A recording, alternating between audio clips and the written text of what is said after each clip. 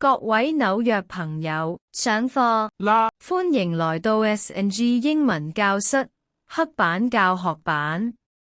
今日我哋要升級啦！我會同 Guru 教大家5個喺職場同日常生活都極度常用嘅地道成語 idioms。Yes, Miss Sally's idioms 聽落好高級咁喎，大家準備好筆記未？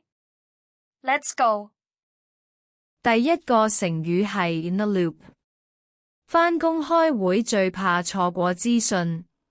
呢個成語嘅廣東話意思即係知情，喺圈子內。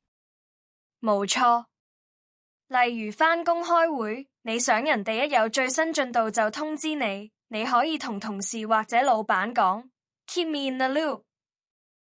有咩 update 記得預埋我啊。第二個成語，打工仔必學 Call it a day。廣東話即係收工，到此為止。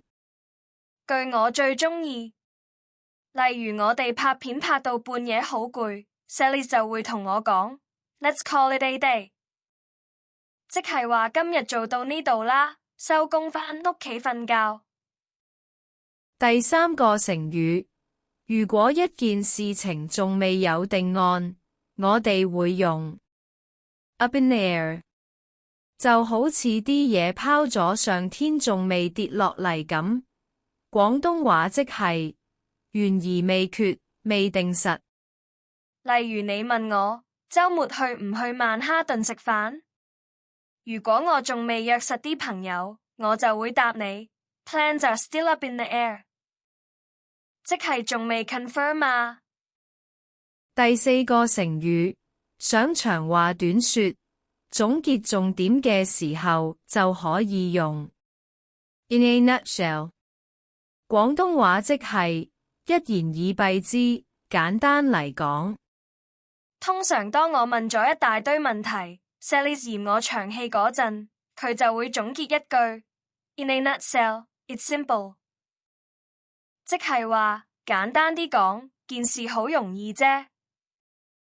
第五個成語，去到新環境必備 break the ice。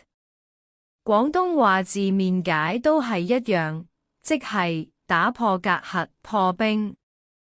例如第一次見到新鄰居，我怕醜唔知講乜好， Sally 就會教我主動打招呼，講個笑話去 break the ice。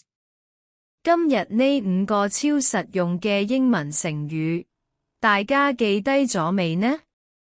學識咗，以後同鬼佬傾偈就更加得心應手啦。記得返去溫書啊！如果想學多啲實用又貼地嘅紐約英文同廣東話，記得撳下面個紅色掣訂閱 Subscribe 我哋嘅頻道 New York and You S&G， 仲有開啟隔離個小鈴鐺 Like 同 Share 俾你啲朋友。我哋下堂見，拜拜。